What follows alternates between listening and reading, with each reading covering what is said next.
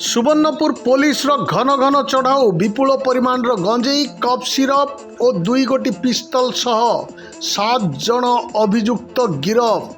Mafia एबे डाकिलेनी त्राही त्राही। सुवर्णपुर जिला पुलिस को निशामुक्त अभियान रे पुनी सफलता मिली।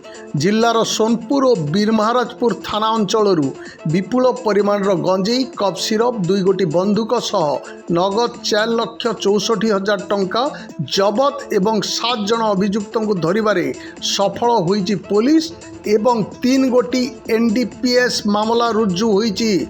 समस्त अभियुक्त को कोर्ट चालान करा जाइथिबा सूचना मिली। एने आज एक सांबादिक सम्मेलन रे सूचना देइचंती एसपी नारायण नायक।